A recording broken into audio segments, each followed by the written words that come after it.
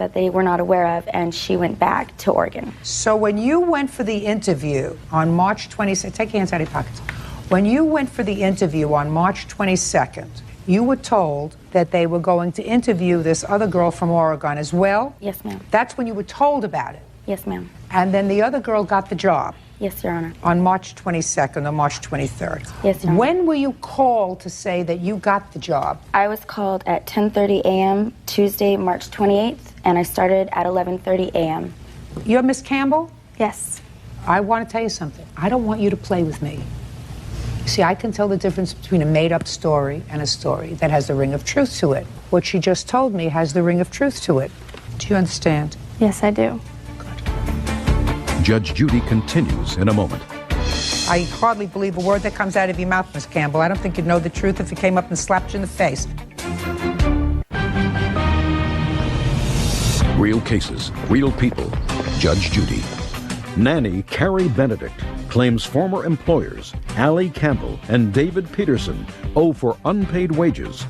The couple says Carrie was an irresponsible caretaker. Now, who worked for you between the 22nd of March and the 27th of March? We didn't have a nanny between then. I interviewed this girl from Oregon who I did not like, and she did not get the job. Well, you just told me that Carolee worked for you. Carolee- I'm speaking.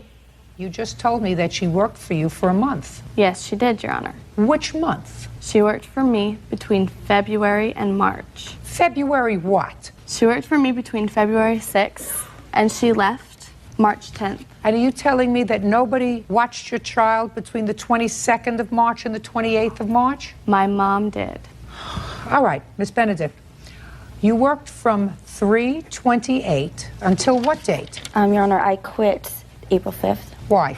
Because I was disrespected and yelled at for an absolutely ridiculous reason that was not my responsibility. And When?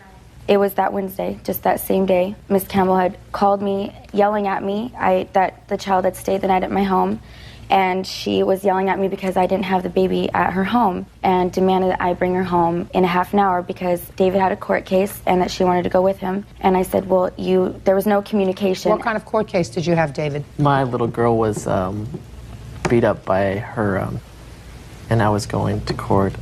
It was basically protective order case, my little girl. So you had a court case? Yes. And Miss Campbell was accompanying you to the court case? Yes. Why did the baby have to be home if Miss Campbell was going with you to court? David? Well, we wouldn't bring the baby to a court case. Well, then why did she have to come home? Why did who have to come home? The baby. I think we're talking about different dates here. I'm talking about April 5th, when, according to Miss Benedict, Miss Campbell called her and said, bring the baby home because David has a court case. We have to leave. Is that the conversation? Yes, Your Honor. So my question is, why would Miss Campbell need the baby to go to your court case? Well, because if we're going to be gone for the afternoon, someone needs to be watching her, and she was supposed to have her back at 10, so we'd already arranged with her mother to take over at that point. So she needed to be with another sitter. All right, fine. So let me just understand this, so I get it straight.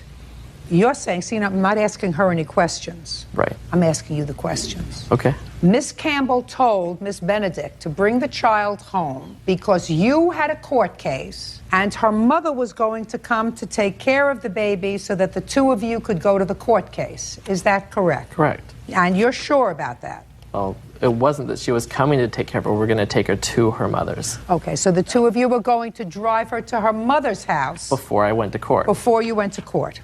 Correct. That's the reason why, is that right? That's the reason why. I want you to read what I have underlined here, sir. That's the response to this lawsuit. What does it say there? This caused Kinsey to miss a doctor's appointment. Yes, give it back to me. Okay.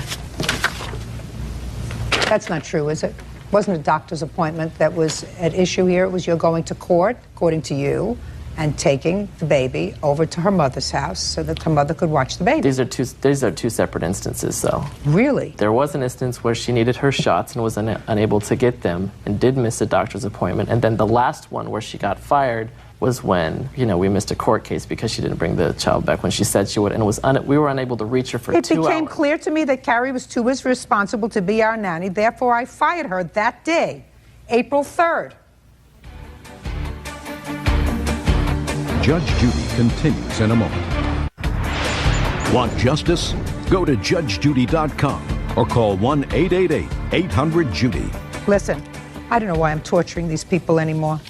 When somebody works for you, they get paid. You work, you do weddings, you get paid. You work, you do whatever you do, you get paid. Somebody doesn't work for you for a week for nothing. And if you have your mother as a free babysitter, that's just great. But when you hire somebody, there's no slavery in this country anymore. Ridiculous. Your defense is stupid.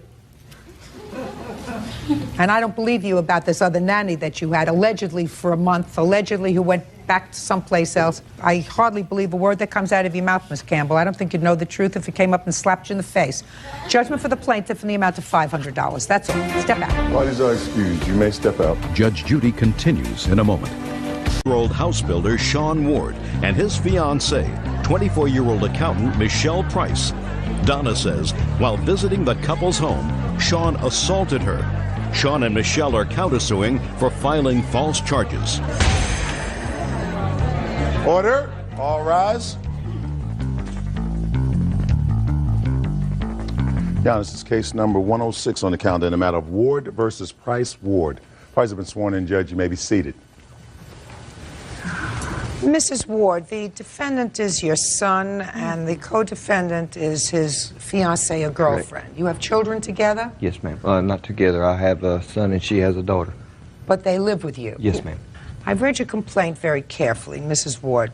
This is your husband? Yes, ma'am. According to your complaint, you claim that your son assaulted you in his home and that his fiancée was present, and while there is no claim that she assaulted you, she did nothing to prevent it. Correct. I don't know why you're standing up as a plaintiff, just to give moral support to your wife, sir? Well, not only moral support, but I was there also because I wanted to stop the situation with my You boy. were there on the evening of this alleged Yes, I assault was. with your wife? Yes, I was. Why were you and your wife at your son's home? Okay, my wife had called my son up. She wanted to talk to him. This is through a prior conversation she'd been trying to deal with him for a while. About what, Mrs. Ward? Go ahead. About the TV and the VCR. Tell me about the TV and the VCR. My son and his wife then were having problems. Sean had sold everything in his house. He didn't have a good job like he does now. I mean, he was doing work, piecework. Just a second. I read your complaint very carefully. Let me see if I can make this, because this is just the background to the story. Okay. Your son came to live with you for a while. Yes, ma'am. He was supposed to pay you rent, $50 a week. Right. He didn't pay you the rent. No, Exactly. ma'am. I did pay. Shh. Okay. You claimed he didn't pay you the rent. And you said, when you move, you'll leave me the TV and the VCR for the rent. And then when he moved out, he took the TV and the VCR. Yes, ma'am. And the reason you and your husband went over there that night was to take back the TV and the VCR. Yes, ma'am. Now tell me what happened when you got there. They were eating dinner. So we went in the living room while they was eating and watched TV. The children were there too, eating. They got done, came in and gave us a hug, you know, and Michelle was getting them ready for bed. And so Sean says, well, you're here, what do you want to talk about? And I said, the TV and VCR. He said, I knew that's what it was going to be about. And he stood up. I said, he says, I do not owe you anything, Mom, nothing, and I want you out of the house. Well, I have a book right here where I kept notes, and his signature is on it. And I said, son, I have proof. I opened the book, and that's when he stood up and got very angry at me and told me to, I don't Get want out. the words he said, He to said- get out. Get out of the house. And actually, I didn't really believe him. I mean, he's my baby son, and I believe in his Just a minute. words. So he told you to leave his house at least twice. Yes, ma'am. And then what happened? And I said, you're kidding, Sean. He said, I'm not kidding. Baba. He said some other words. And I said, then I'll go up and get it myself. I know I can't. Look at me, how much I weigh. I knew I couldn't get it myself. Where was your husband during all this time? Can I speak? I was in the living room. So you were in the living room. So your Yes. wife was going to go upstairs and take the TV and the VCR. That's what she said she was going to do anyway. That's correct. So she started up the stairs, and what happened? Mrs. Ward. Well, as she proceeded to start upstairs, first of all, I was shocked on the whole situation, the anger he threw at his mother. As I seen this anger, I just kind of looked at him and said, you know, you shouldn't talk to your mother that way because she is your mother, irregardless, you know, what she says or does. She proceeded to go upstairs. I went with her upstairs to slow her down and said, honey, I think we might as well go ahead and leave. And she says, well, I'm not going anywhere. I'm going to stay right here till he either gives me the VCR and the TV. And at that point, he says, well, I'm going to call the sheriff. She said, well, go ahead and call the sheriff. And he just got angry at that point. He says, well, the heck with it. As I was proceeding to hold her back a little bit from proceeding upstairs, then he turned around and got angry and turned around and says, well, by God, I'll get her out. Then he jerked her off the step, holding onto the steps, threw her on his back. I told him, do not hurt your mother. He says, oh, I'm going to put her out if that's the only way I can get her out. Then I heard a big old thud in the living room, and I come running in there. She had hit the floor. I don't know if he dropped her or what happened. She was really hurt, and at that time she was speechless. She was shocked, and she says, I am going on my own. You don't need to manhandle me anymore. Incorrect. So he proceeded to pick her up by the arm, straight up, head on out the door, all the way to the car, slammed her into the car. She hit her head on the door as she went in. And at that time, he just said, this is where you're going to stay, get out of here. So that's as far as it went. Why I didn't do anything, people says, well, why didn't you get a pipe and hit him over the head? First of all, he's my son. I do love him. I love my wife both. They're trying to make a choice so quickly, and I'm not really much of a match to go jumping ahead and start doing something to my son again to his house. So there's a lot of thoughts had to go through my head. And Was your wife drinking that day? No, she was not. She had anything to drink of an alcoholic nature? Just No, make sure. She doesn't. She don't drink. She might drink a little something. It wasn't alcohol. That Okay, had so anything to do with this was not alcohol related. She was in total control of her senses It was drug when she induced. came to your house. Is that right? Drug-induced, not alcohol. Judge Judy continues in a moment. That was part of the deal. It's so Deal, Schmiel, listen to I me. gave him a place to live, Your Honor. Big deal. He's your child. And later today, The relationship was quite expensive. He gave me a promise ring. She was constantly asking for money. He promised to marry me. I felt that I was being taken advantage of, literally. real cases, real people. Judge Judy. Donna Ward says her son, Sean Ward, assaulted her while she was visiting his home. Sean says his mother was belligerent and refused to leave. You take prescription medication? Yes, ma'am, Yes. I do. Now, you have photographs of your injuries? Yes, ma'am. I'd Yes, like to we see do. them.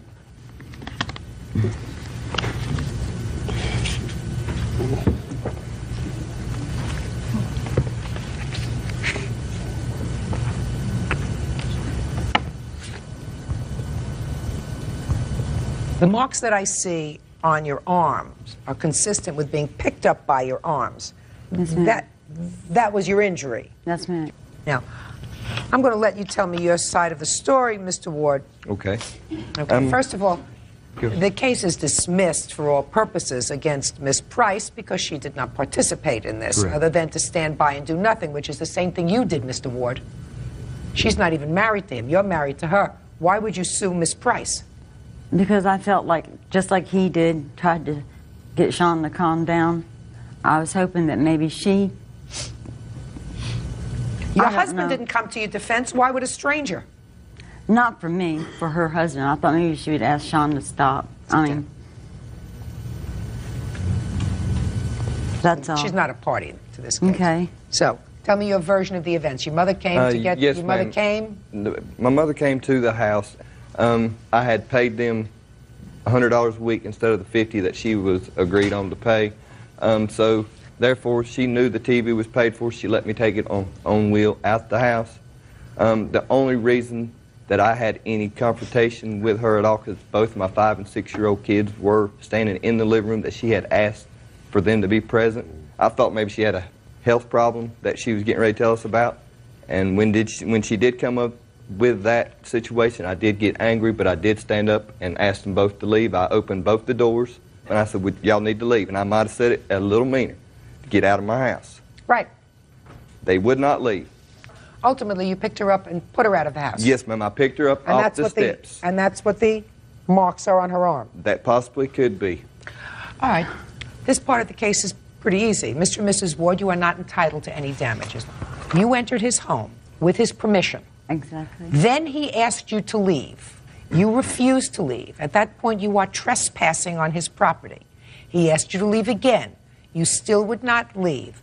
The law permits him, as I'm sure the judge told you in court when you were there on the criminal case, that he has the right to use reasonable force. Can't shoot you. He can't stab you. But he can physically take you and move you out of his property, which is exactly what he did.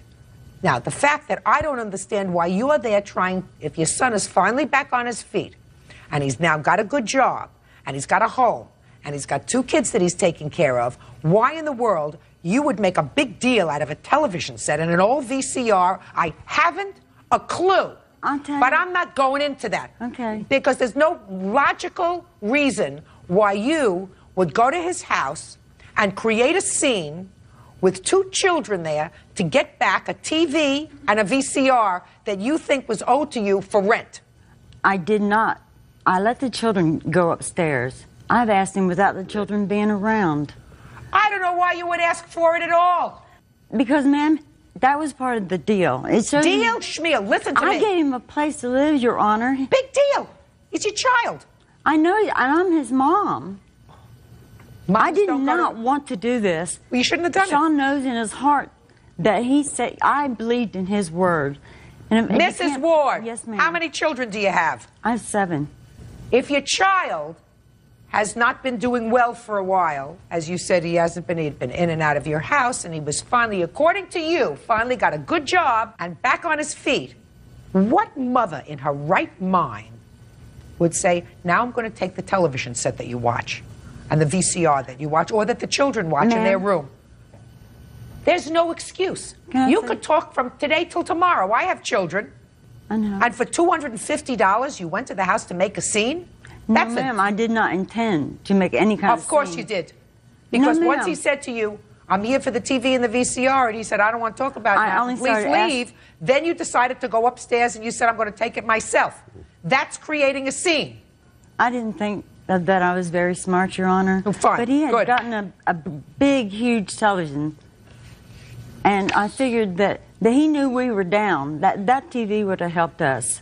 We were down, and there was nobody helping us. Stop it. Your children aren't supposed to help you. You're supposed to help them. Real cases, real people. Judge Judy. Donna Ward says her son, Sean Ward, assaulted her while she was visiting his home. Sean says his mother was belligerent and refused to leave.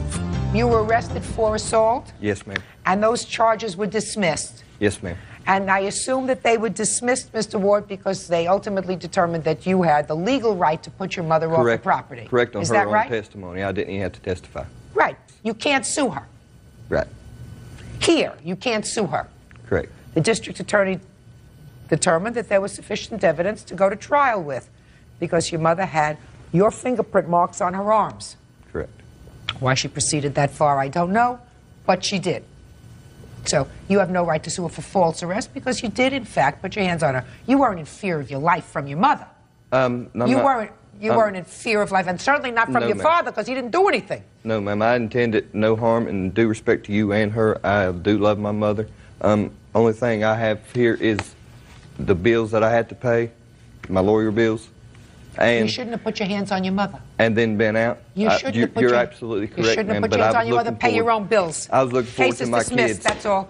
All these are excused. You may step out.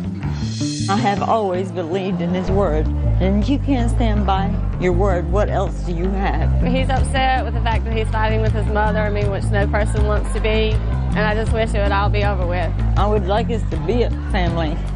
I don't know if that's possible. What I wanted was just my name to be cleared, and that happened. So I'm very happy about it. And now the next case.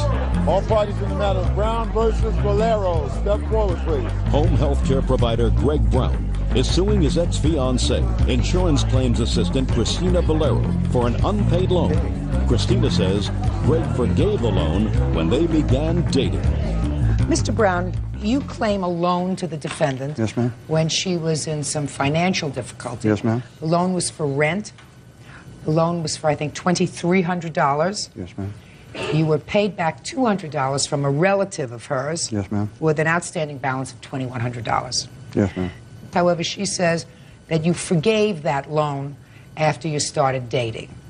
Is that what your defense is? Yes, Your Honor. Okay. When did you meet her, Mr. Brown? Early September, Of what year? 2001, ma'am. And when did you make this loan for the rent, and under what circumstances? She came to me, she gave me a phone call and said that she was going to be thrown out of her apartment. I gave her the loan under the conditions that she would sign an IOU and pay me back. Can I see it, please? I assume that's the piece of paper you have. Yes, ma'am. Your Honor, I typed that letter, and I wasn't speaking to you. sorry. Go ahead. Well, as we persisted on our friendship, grew into a relationship, the relationship was quite expensive. She was constantly asking for money. $100 here, $100 there. I felt that I was being taken advantage of, literally. So she had told me that she was going to a dinner party with her company in Santa Rosa, and she was supposed to come back that night. When was that, sir? That was September 28th, I believe. Still during the month of September? Yes. She refused to come back because she said she fell asleep in her car and was there all night. Well, I'm not exactly a fool, so I figured that she was doing something she wasn't supposed to do. At that time, I figured her irresponsibility to the relationship was not what I was looking for, so I dismissed it. So you terminated the relationship? Yes, I did. Okay, and you asked her back for the money? Yes, I did. Okay. I'll hear from you, Ms. Valero. We started as friends, and I was in a financial difficulty at that time, and he offered that he would help us. Who's us? My daughter, my sister-in-law here, my son. Go ahead. I even typed a promissory note thinking that I would really pay him. And then he said, we went out to dinner, and he said he's interested in me. And we started dating, and then he gave me a promise ring, which is this. All in the month of September? Yes. Go ahead, keep going. And then on my birthday, he gave me this. When's your birthday? December. Now we're jumping to December. Mm-hmm. Yeah. Well, the whole month of November, we were fine. Then we broke up for maybe 2-3 weeks because of that incident that I went out with my friends. Could you get to your defense, please? I'm really anxious. He promised to marry me. He asked me to marry him. Yes. When did he ask you to marry him? Like November. And what did you say? And I said, okay, we'll if our relationship is going good, I'm waiting finally, for the defense. Please. Finally, shh. Finally, all of a sudden, he told me that his mother died. I tried calling him and calling him. I'm getting weak. Would you tell me what your defense is, madam? There is no defense. He disappeared on me. Yes. And he told me that when we're together, the loan is gone.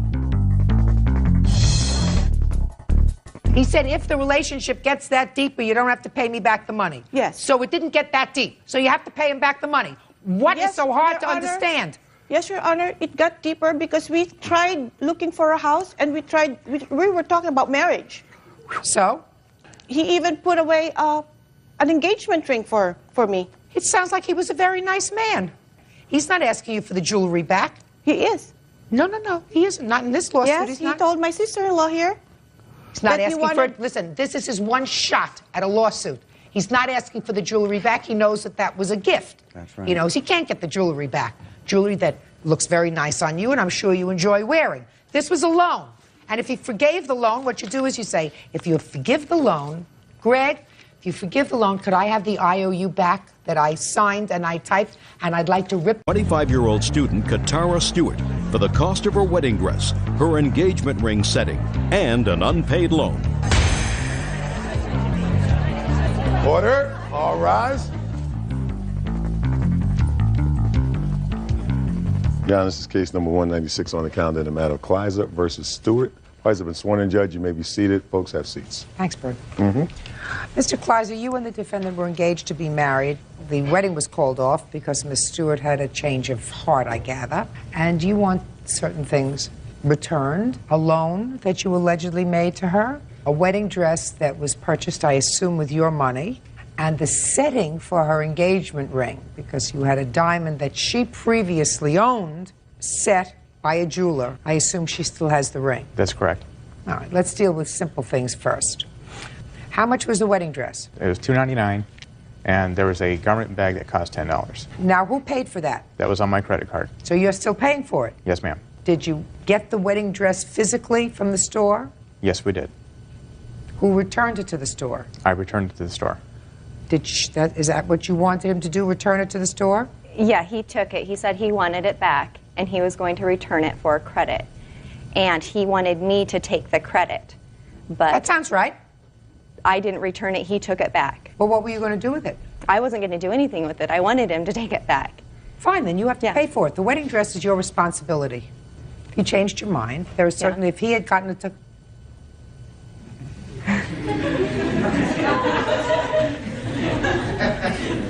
If he had gotten a tuxedo for the wedding, and he called off the wedding, and the tuxedo was put on your credit card, do you think that it would have been right, would be right for you to pay for his tuxedo? Well, if I kept the dress, I could understand that I would need to No, pay you're not for going to it. keep the dress. You're going to get a credit. So the next time you decide to get married, you can go and buy a new dress and pick out a new dress at the same place where you picked out this dress.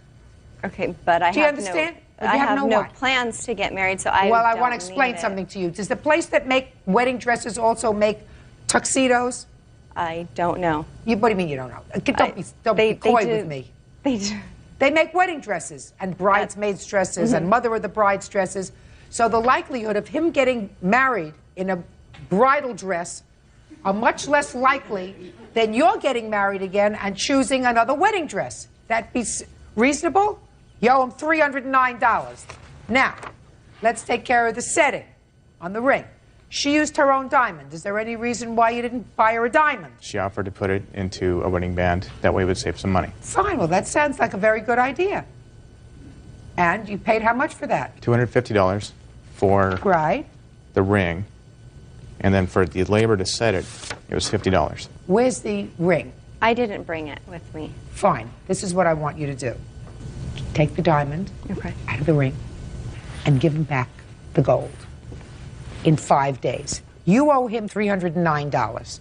I'm taking off $25 because the most somebody's going to charge you to take out the stone is $25. Okay. Now, so then do I get that credit for the bridal store, the $300 credit? Oh, yeah, he's going to give you the credit. You understand that? Yes, ma'am. You have it with you? I have it right here. Perfect. Give it to her. There it is. So now we're easy with that. Take care of those two things. Wedding dress and setting. Now let's get to the loan. Talk to me.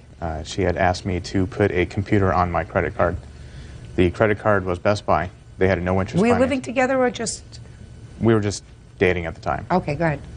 There was also a camera put on the same thing. She didn't have the credit herself, so I put it all on the Camera for... She wanted a Canon camera. It was also with no interest financing. It was something she wanted. So I put everything on the credit card, and we had agreed on a certain amount to pay off every month. No, tell me about it. The agreement was... Look at me. Every month, she would make payments basically on the 15th of each month. The total amount would be about $130. She made one payment in March.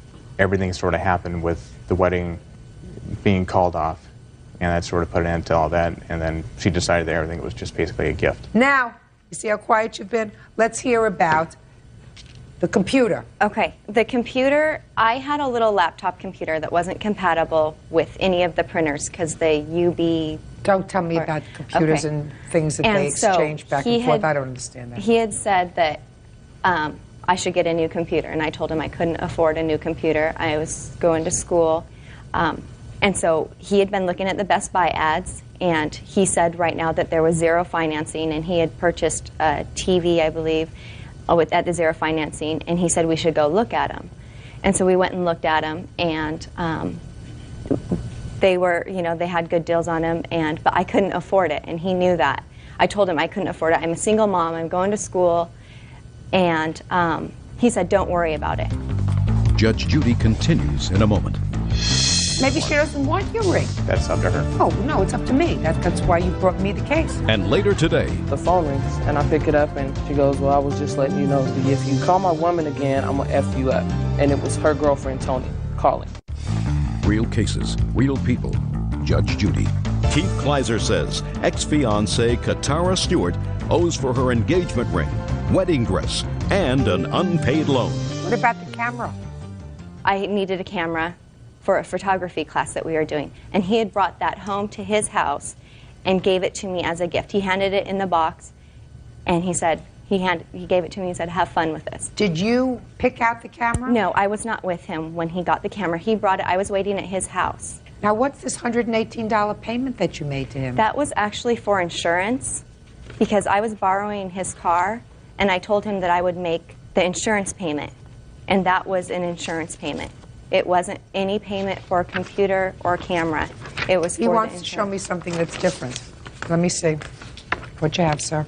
I've got a breakdown of everything, how it became, what the payment was. The camera was included. All right, all I want to see is I don't want to see what you wrote out here. I thought you had a. There is I a thought you had a check there check. for it. That is my check. When was the stuff purchased? March 3rd? March 3rd. Both the computer and the camera were purchased on March 3rd? The camera was purchased in January. It was originally intended to be a gift. She told me that she couldn't accept a gift of this magnitude. It was just too much, and she wanted to make payments. Get a life. Give that back to him. Give it back to him, Bird. Just cooked his own goose. All right, so the camera was in January, and it was originally purchased as a gift, but then she said, I can't take it because it's too expensive a gift. Is that what you're telling me? That is correct. Sarah, get a life.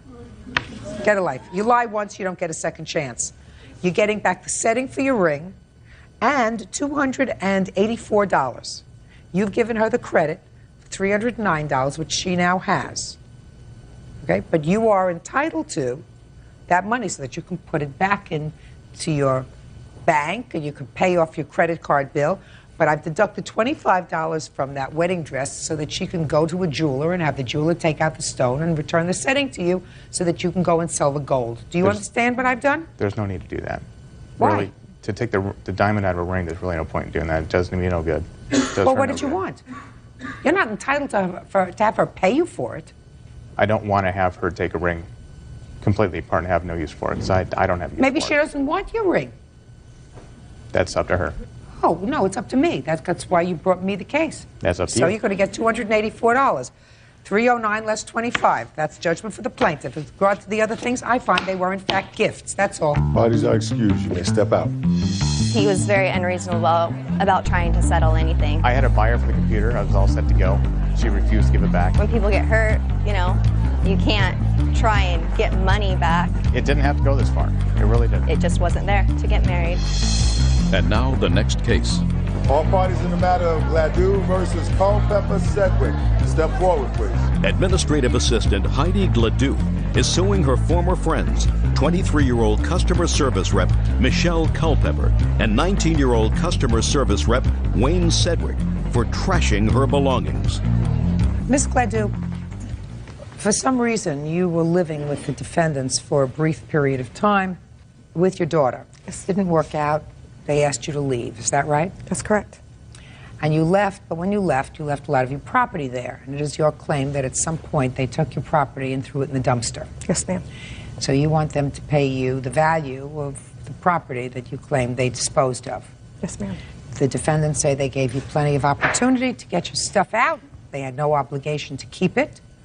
And finally, when you didn't come pick it up, they disposed of it. Correct? Yes. All right.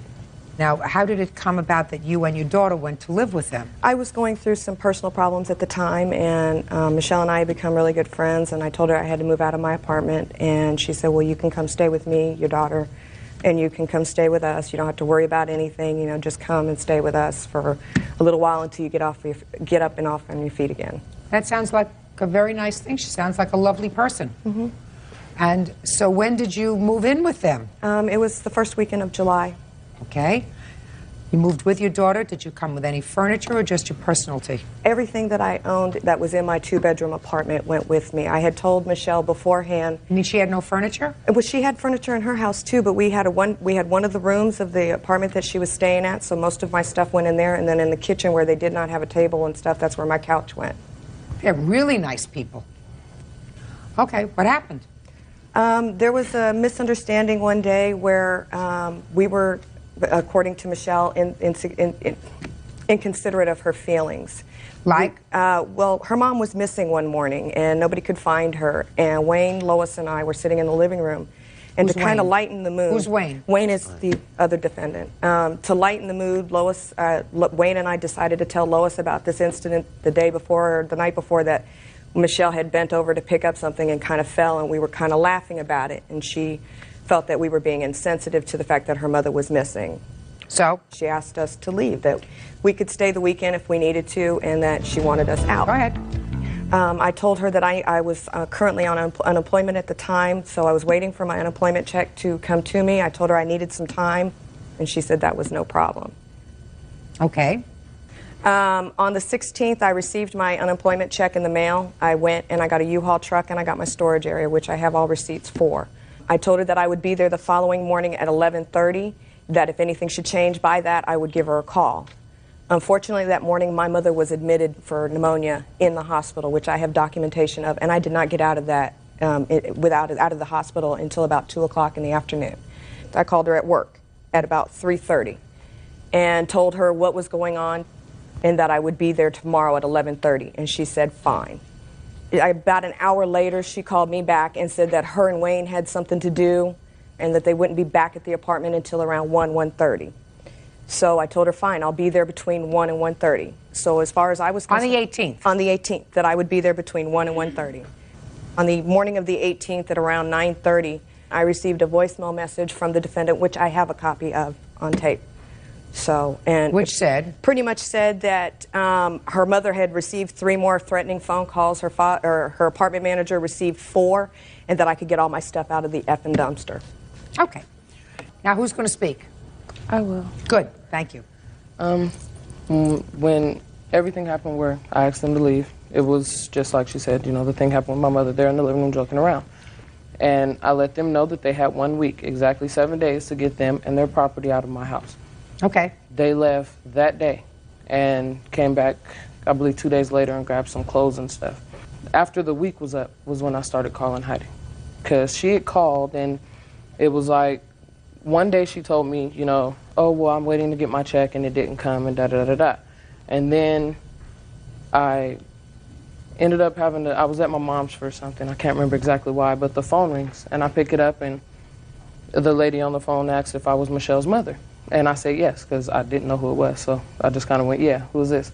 And she goes, well, I was just letting you know, B, if you call my woman again. I don't understand. If I was letting you know, if you call my woman again, I'm going to F you up. And it was her girlfriend calling. I'd already had problems with it before, and I did know the voice when I heard it. And so I went home, and I called Heidi, and I asked her, you know, what is this with calling my mother's house? She was on the one with my mother's number, because my number, I'd called her to her cell phone from my mom's house. So was somebody that you had lived with? It's my significant other, ex now.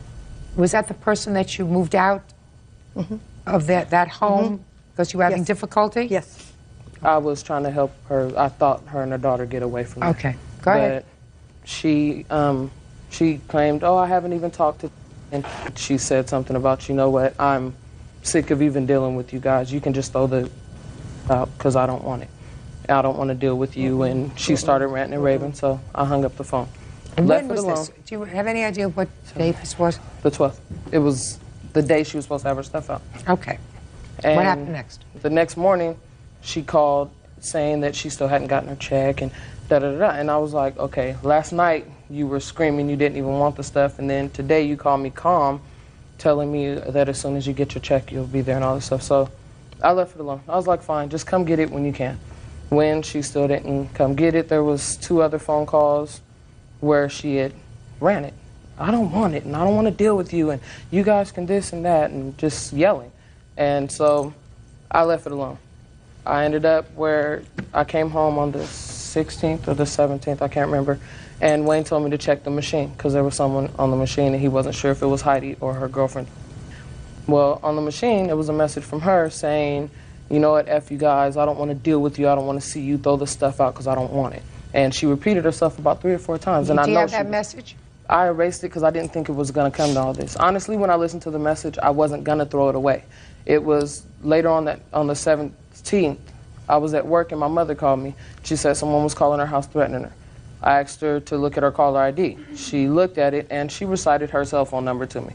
So I called my play sister, a friend of mine, and I told her I'm leaving work early. You know what? I'm not going to have my mom being threatened. Let's just get her stuff out of my house. I've given her more than enough time. This was now the 17th of July. I told her on the 5th she had basically 5 days. So it was like I felt I'd given her enough time. She had, on 3 or 4 different occasions, said she'd come get it, then she'd say she didn't want it. So I didn't want to play with her anymore. I didn't want my family threatened like that. So my friend came over, I left work early, we threw her stuff out. You think she had all this aggravation before you and your daughter moved in? I do. I think she had it planned personally. Had what planned? Had to plan to throw some of my stuff away because I had told her before I moved in that I would get a storage area for me. No, Miss Gladys, listen to me. That doesn't. Just think it through.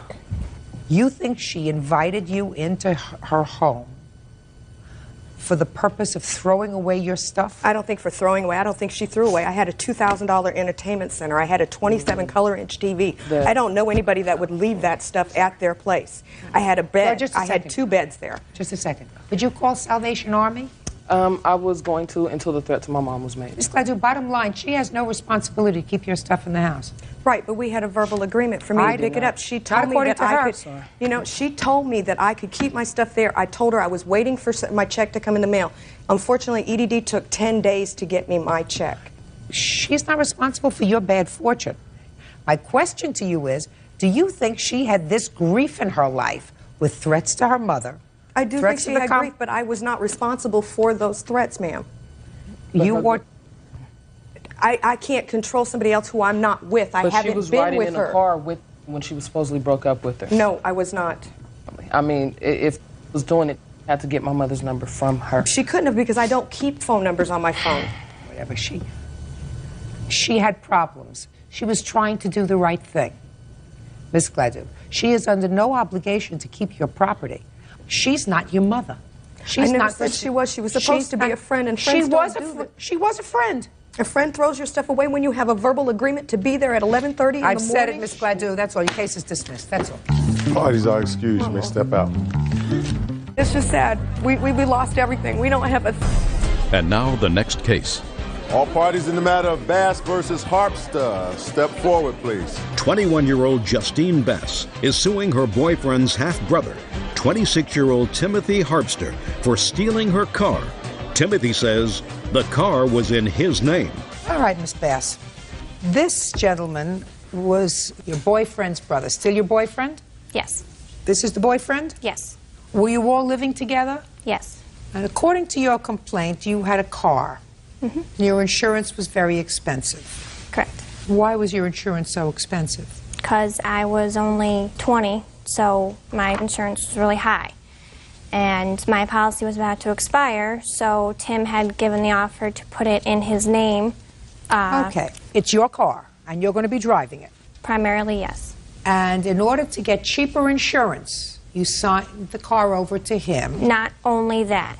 We were all living together, and Tim's car was about to get taken because he didn't pay on it, so I was driving his and he was driving mine. And we would all be driving each other's cars, and so he had to put it in his name.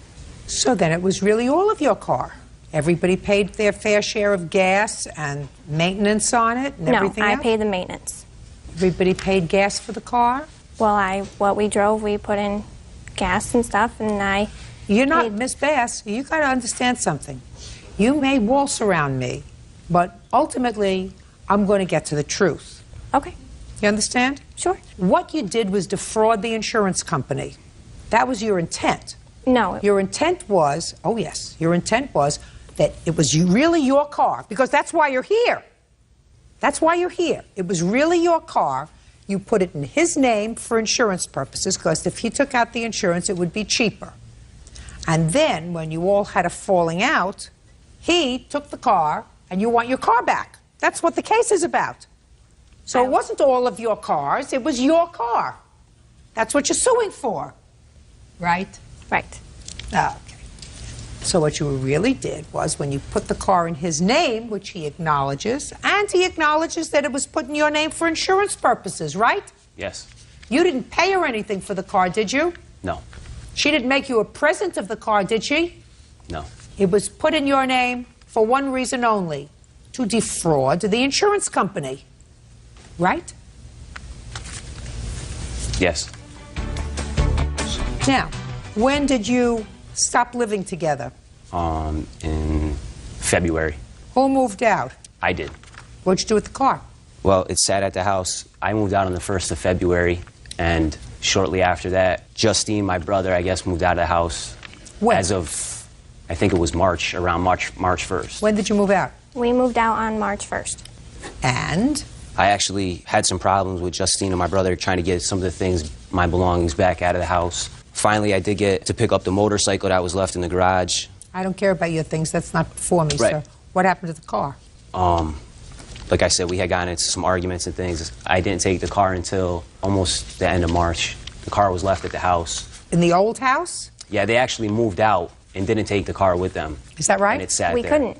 The title was not in my name, and it would be considered stolen, and the cops would have been called, and I would have gotten in trouble. So you left the car there? Had to. So you left the car there? Yes. After you moved out on March 1st, when did you contact him? For what? For your car back. I had tried calling him, and he wouldn't answer the phone. Tom had tried calling him, and he wouldn't speak to us. And so... He wanted some stuff from the house. He already got it. What'd you do with the car, Mr. Harpster? I sold it, actually. To whom? A friend of mine. Show me. Show me proof that you sold it.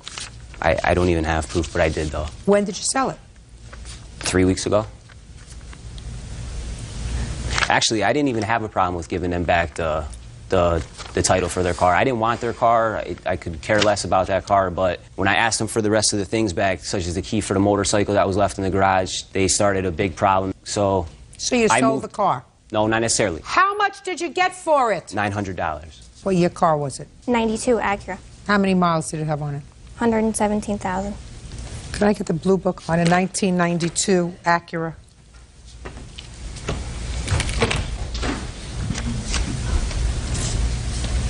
Bird, it's a hatchback. Yes. Let's put it in fair condition, please. What kind of car is it? Integra GSR. It wasn't a GSR. It was a GS. GS. Fair condition, 1625. Could I take a look? That's the G. You have to teach me how to do this thing. She has an Integra. There's the Integra list. 92 Acura. Right, a GS. And then the GS. And then she has a GS hatchback. So 1625 on fair condition. Your Honor. What is it, sir? As Tim's saying, that car is a GS. The GSR was it was a special edition. It was a only came in the hatchback. The car was a hatchback. If he had the title. Only a difference of $100, sir. Listen, you have to consider yourself very, very lucky that I'm even considering any part of your claim. Because usually when people come into a court with not clean hands, I throw them out. I understand what you were saying as far as the defrauding insurance company. But the fact is that Tim was primarily driving that car. His car was often parked. Let me explain something to you. You want me to read you what your girlfriend said in her complaint? Oh, I've read it. You want me to read myself. you? Okay. The insurance policy on my car was about to expire, and Tim said he could put it on his policy so that I could get a cheaper rate.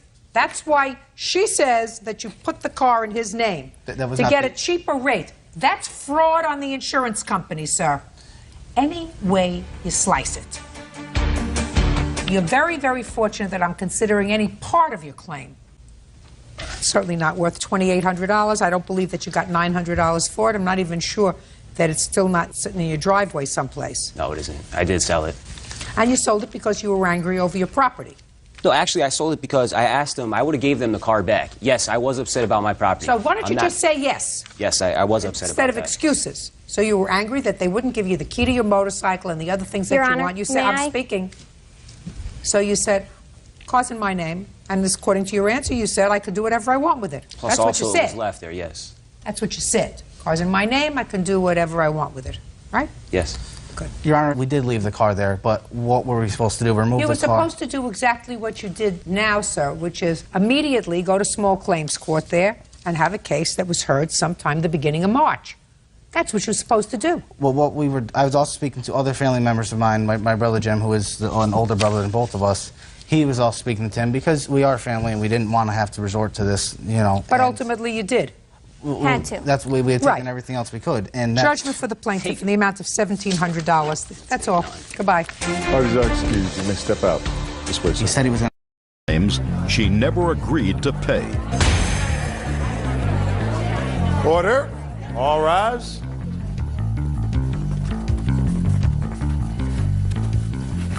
Now, this is case number 546 on the calendar in the matter of Newsom versus Harris.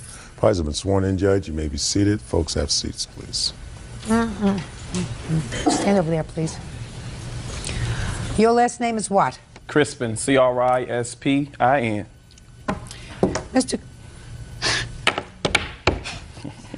Mr. Crispin, I think that you're an integral part of this case, which is why I asked you to stand up with Miss Harris.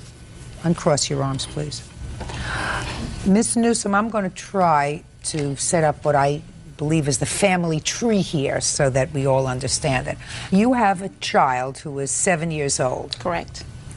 Mr. Crispin, I assume, is the father of that child. Correct. Miss Harris is his current girlfriend. Is that right? That's correct. Do you have any children together? No, we do not.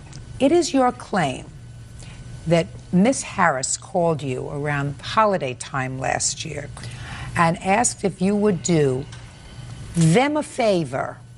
Mr. Crispin wanted to take the child that you share, your son, to visit his family over the holidays. And Miss Harris was calling to find out if you would rent a car using your credit card so that he could take Miss Harris, I assume, or not Miss Harris, just your son and himself to visit his family over the holidays. Miss Harris was doing that because she wanted to make him happy. Probably. And she said they didn't have a credit card. Would you rent the car in your name and she would pay you? Correct. And she even gave you a check for $250 for the deposit. Correct. And you said? Well, I told her that I would go on and rent the car based on the fact that she asked me, not because of him, and plus because of my son. Okay. Now, did you get along with Miss Harris? Yes. Excuse me, Judge. What? Do me a favor. Take your hands out of your pants, please. How should I be standing Just like stand this? with your hand. Just stand with your hands to your side. Okay. Okay. Thank you. Thank you, Bert. You get along with Miss Harris? Yeah, she was cool. We was pleasant. I got And when along. your son goes to visit, Exactly. she's nice to him. She so you got called along. and checked up to see how he was doing and everything. Exactly. Perfect. But I assume you don't get along with Mr. Crispin that well. No, I do not. So you said you would rent the car for her. Exactly. Now, how did she get this check to you? Well, we met up at Key Bank, and she gave me the check, deposited into my account. And then where did you go? Then we went to the rental car place at the airport. And on what date did you rent the car? It was Christmas Eve, December 24th. So what happened next? After we rented the car, I got insurance on the car because I knew that I was not going to be the one driving the car, that he was, because my car insurance paid for rental cars. So we rode up the street off Stelzer Road. We exchanged. I gave him. Did they have him listed as a driver? No, they didn't. No. Why not? Because we Don't didn't they set it usually up. do that? That's the way it's supposed to be done. That's the way it's supposed to be done. But we didn't do it that way. So you And- did it the wrong way? Yes. In the contract that you signed, didn't they say, are you the only driver? Well, they asked was I the only driver. And you wrote down yes. So what happened next? After we departed ways, went home, and I rented the car for a week. Just in case he didn't make it back due to traffic or the weather or whatever. I rented the car for a week.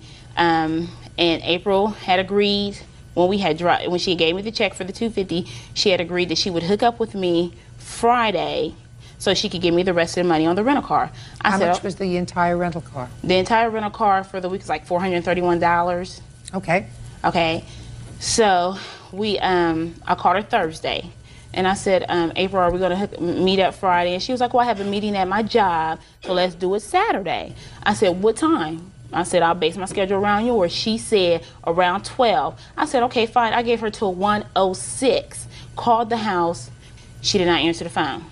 So then I said, okay. So then I called back later I said, April, she answered fine. I was like, April, what's going on? Are you going to meet me to get the money? Well, Jeffrey's not back. I said, what does Jeffrey being back have to do with you giving me the money for the car? She said, well, I can't get to the bank. I said, well, April, he has the rental car. He doesn't have your car, so he's not going to be using your car. He's out of town.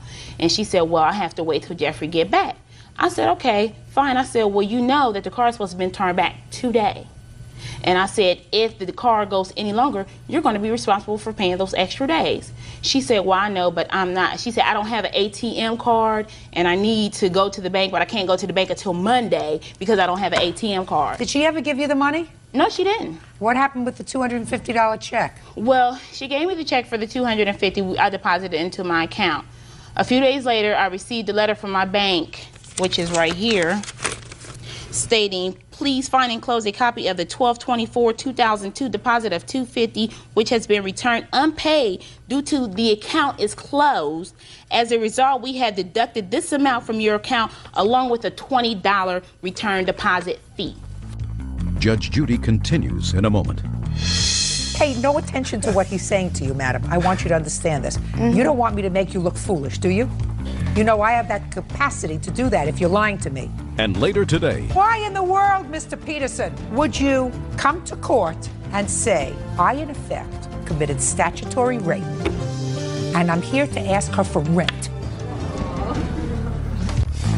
real cases, real people. Judge Judy.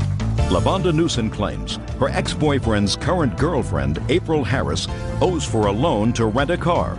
April says LaVonda should be suing her ex. Okay, Miss Harris. I know there are a couple of other smaller issues with regard to gas in the car and that sort of stuff, but I would like to hear your version of these events, madam. Okay. Granted, she was called to ask to rent the car for Jeffrey.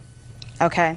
She told me that she needed an extra $250 to show for a deposit in the... Now, just a second. She called you? She had informed me when she was calling the rental car companies. I want to know how you got to the rental car company. Did you call her and ask her to rent this car? I just said that. I said after I spoke to her. Okay. Let's go a little slower. I called her. You called her for what purpose? To see if she would help me rent Jeffrey a car. Jeffrey was wanting to go home to Alabama for Christmas. She had told me that the amount of the rental required a $250 deposit. I told her that I would give her a check for $250. However, that check will not clear my bank. She said that was fine. I told her, and she did know, that if it's a deposit, that she would get the deposit back for the rental. Why didn't you rent a car for Jeffrey? My credit card was maxed out at the time. It was Christmas. And this was a last minute So, Miss Harris, listen to me carefully. I'm listening. So, Miss Newsom is correct when she says that you called and asked to rent a car for your boyfriend using her credit card because you couldn't use yours. This was going to be a gift for him from you, right? For the both. I didn't ask you a thing. Actually, this was going to be a gift from you for Jeffrey. Yes. However, sir, ma'am, I do apologize for that, Your Honor. Just a second. Per my understanding. Don't tell me what your understanding was. Don't pay no attention to what he's saying to you, madam. I want you to understand this. You don't want me to make you look foolish, do you? You know I have that capacity to do that if you're lying to me. You understand that? Yes. You don't want to look foolish in front of a whole bunch of people, including Bird.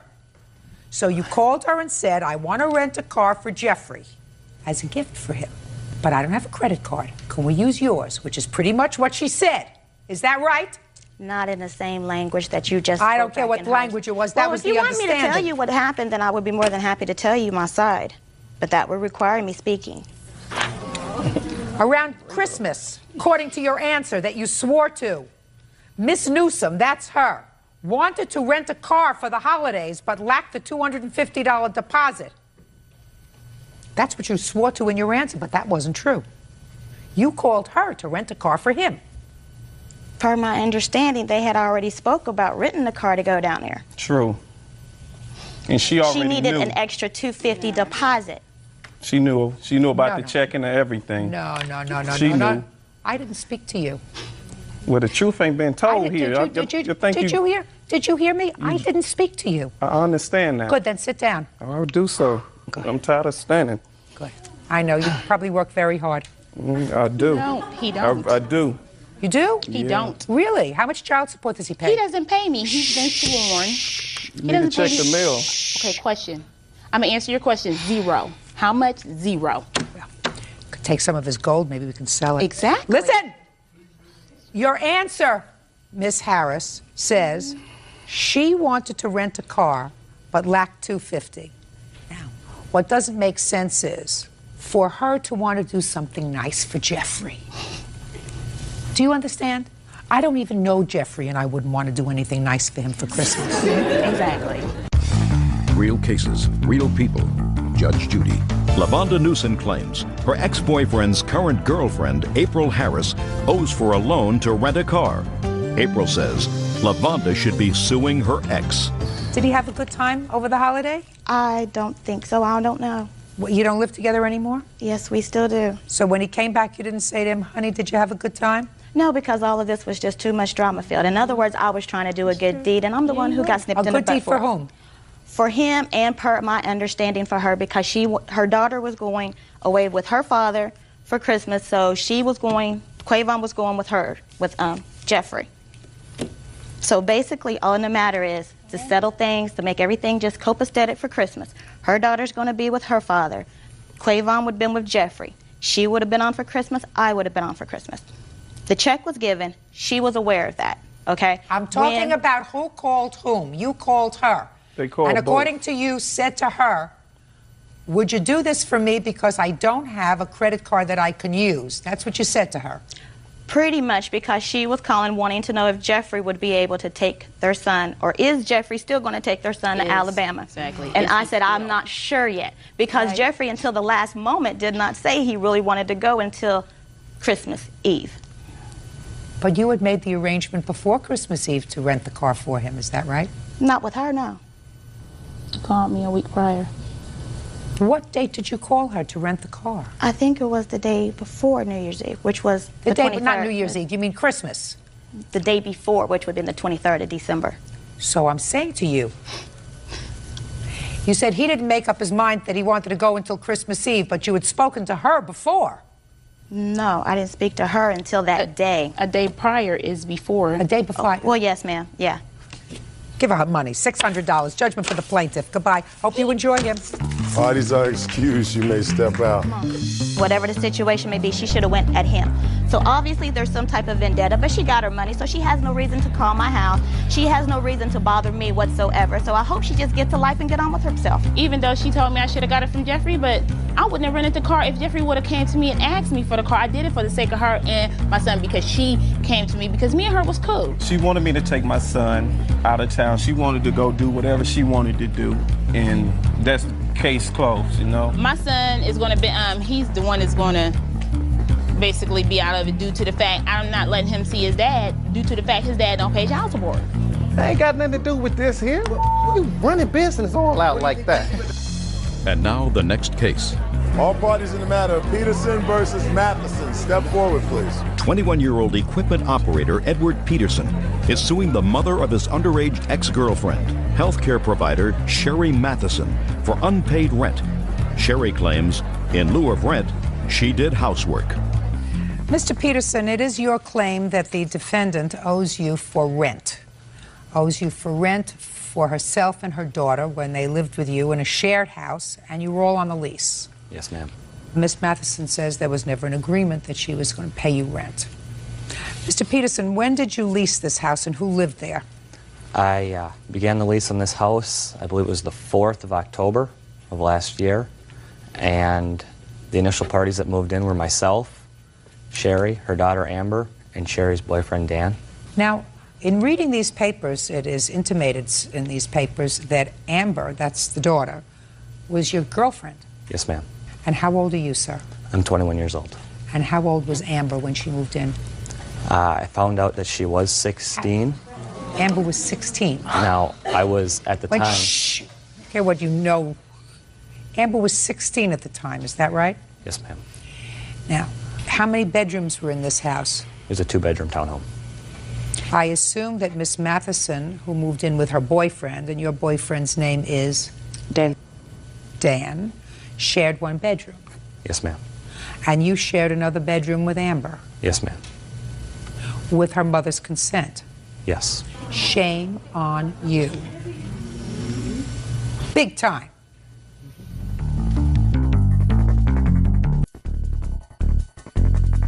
How many months did that arrangement continue? That arrangement continued for 2 months, and at the end of the second month, I had not received any money from Amber or her mother for the Amber rent. wasn't going to pay you any money, sir.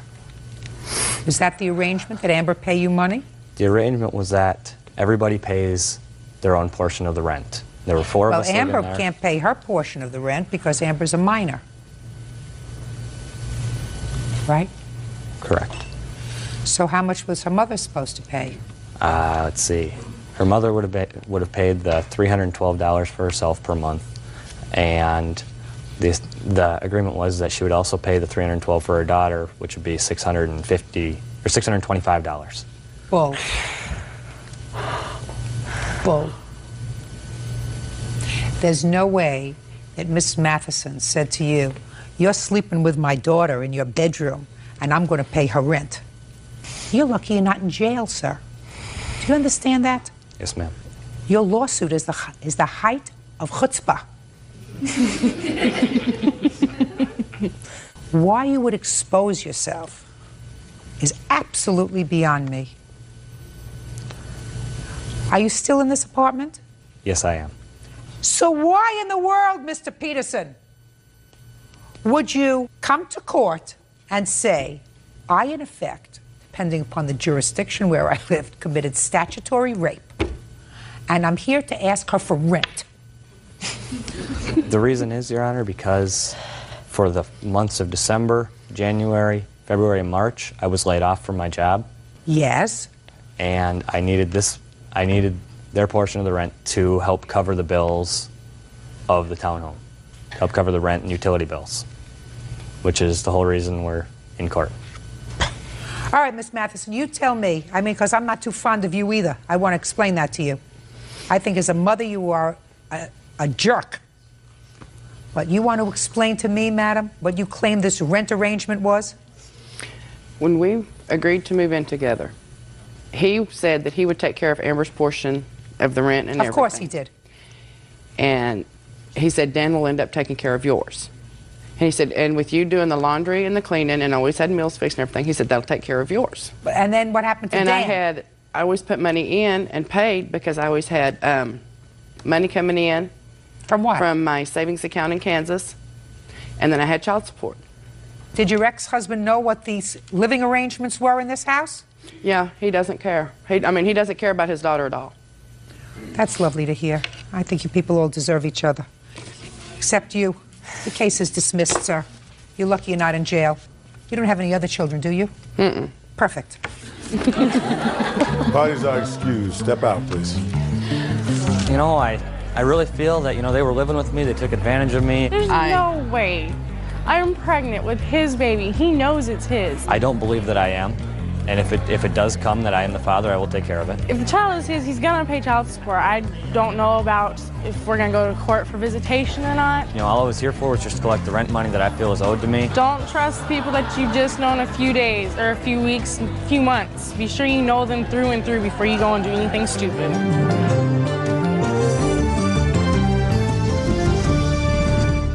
Her money when she returns the engagement ring. Order. All rise. Quiet in the courtroom, please. Now, this is case number 574 on the calendar in the matter of Klein versus Collier.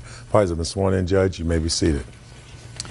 Miss Klein, the defendant is your former fiancé who you claim owes you for a car loan. Yes. A loan which was taken out in your name. He signed a note, according to you. Is that right, sir? Yes, ma'am. He was paying the note, I assume, for a period of time, and then Yes, when he you did. broke up, he stopped paying the car loan. You want that. In addition, you want some miscellaneous expenses that you had to incur in order to get him out of your apartment. The defendant, Mr. Collier, says that you have the engagement ring worth $3,000, you have his motorcycle worth some more money, and that you agreed that when you separated, it would be a sort of a clean slate and there wouldn't be any debts. Is that your defense, sir? Yes, ma'am. Okay. So let's start with the car loan. You acknowledge the loan. Yes. How much is left on the loan? $4,800 and some change. Is that right? That is correct. Okay. So you tell me, Mr. Collier, why you believe you are not responsible for this loan. Well, I felt, Mrs. Judge Judy, that when we got engaged February 8th and that everything was going good, and that Wednesday, for some reason, she starts freaking out, calling my gym, seeing if I'm at the gym or not. And so I come home and say, what's going on? She goes, I just want to believe that you really love me. And I said, well, Christine, why did you take the ring and start acting like this? Then that Thursday, she went through my cell phone bill, called a couple of friends, asked if we had sexual relationships. And, you know, they said no. One told her yeah, and said that, you know, we did 3 times, and I tried to tell her we didn't. I don't, you know, and the girl goes to my gym. So then I said, you know, we can't do this anymore. Let's get our own, I'll get my own apartment, I'll move out. She agreed with that. She actually was going to sign for me to get the apartment because we didn't know if I would be able to get it in my name. We went out and looked that day. They turned me down when they saw my credit. Then we went through another week. And were you still living together? Yeah, we're still together. She asked me to stay away from home as much as I can. So I said, okay, no problem. I would stay at the gym as long as I could. Come home, I was sleeping on the sofa.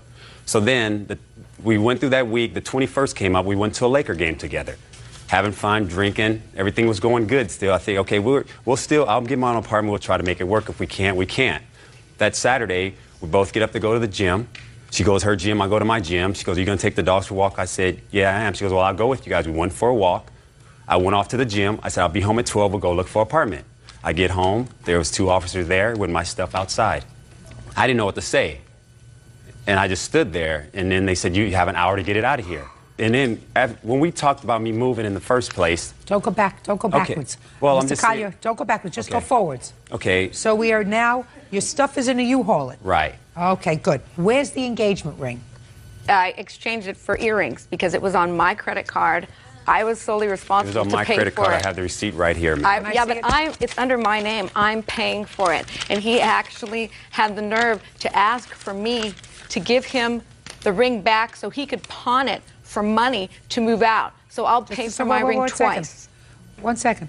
He signed for it. Right, because he had a credit card under my account. My mistake. Is this her credit card, sir? It was both. Well, I was on there, yes. This is her credit card. It's, yeah.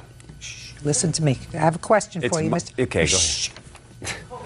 It's her credit card. She gave you an additional card as an additional card holder. Right. When was the engagement ring purchased? February 8th.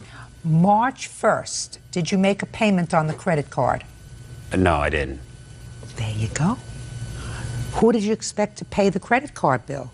Well, I was going to pay the credit. Christine. But you didn't. But Judge Judy. So right now, listen to me, sir. Okay. Your defense to this $4,800 car loan is that she kept the engagement ring. That's right. One. But she's paying for the engagement ring. Right. You're not. Right. So you don't get a credit for that, sir. But you understand? You don't get a credit for the thought. You get a credit for the money. It was nice of you to buy it, but you also have to pay for it. You didn't pay for it, you don't get it back. Clear? Yes. What's the next thing? The next thing you wrote down here is you shouldn't have to pay for something because she has your motorcycle. Tell me about the motorcycle. Motorcycle, she signed for it. For 4 months, I made payments on the bike. Hold on. And insurance. Hold on a second. Motorcycle, purchased when? 10/12/2002. How much was it purchased for? With tax and license, I don't know, 13, 12, something. $13, $12 or $1,000. Let's say $12,000. $12,000. She took out the loan for it. She didn't take out any loans on it. She just signed for it. I paid all the payments on it. Shh, listen to me carefully. You made 4 payments on it, you said. Yes. Listen to me carefully. Shh. I want you to be quiet. Okay. Trying to get a point across to him. You made 4 payments on it. Yes. Each payment was how much? $250 plus with insurance. I'm just talking about the payments. $200 for the payments. $200 for the payments. So you made a total of $800. Miss Klein, I want you to be quiet. I want you to stand still and just be quiet. So you made $800 in payments. Yes. On a $12,000 motorcycle. Right. She has the motorcycle. Yeah, I don't know where it is now. She has it. Yes. You don't know where it is. No. You don't have it. No.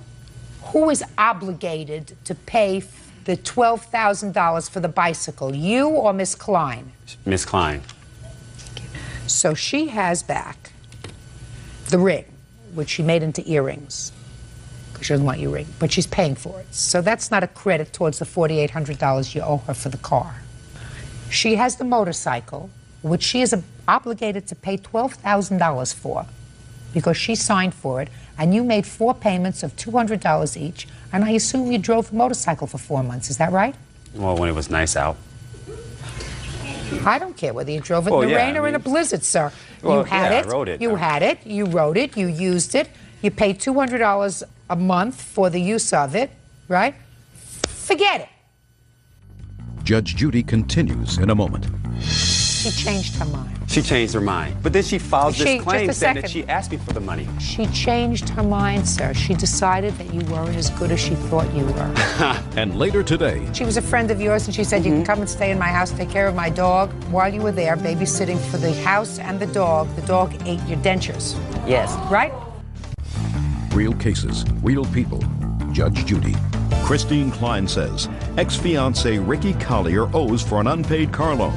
She also says she's keeping the engagement ring because she's the one who paid for it. Mr. Collier, why else don't you owe her for the car loan, sir? Because we had an agreement that if I go on my own, she knew that I couldn't afford an apartment on my own, that she would take the loss on all the bills that we had together. Why would she do that for But you? that's what she said. And I said, are you sure you want to do that, Christine? She said, yes, I'll get another loan to pay off everything. That's what she said to me. Well, why would somebody want to do that for you, Mr. Collier? Judge Judy, that's what she said to me. I talked to her and I said, Christine, are you sure you want to do that? She changed her mind. She changed her mind. I totally That's understand what women do. Yeah, That's what women do. They change their mind. I understand that. She decided you weren't as good as she thought. I'm speaking. But then she files this claim just a saying that second. she asked me for the money. And Listen to me. we haven't talked since the 21st. Mr. Collier, didn't you notice my mouth moving, sir? Yeah, I'm sorry, Judge Judy. She changed her mind, sir. She decided that you weren't as good as she thought you were. Do you understand? Yes, I do. She wants her money back. Miss Klein, I know that you want to get into how you had to get bodyguards and hire people to get him out of your apartment. That's not my problem. Don't visit it on me. Visit on me only the fact that he owes you $4,800 for the car. Now, you both agree that that's what's left on the loan? Is that right? Yes. Judgment for the plaintiff in the amount of $4,800. Thank you very much. Go have a happy life. Parties are excused. You may step out.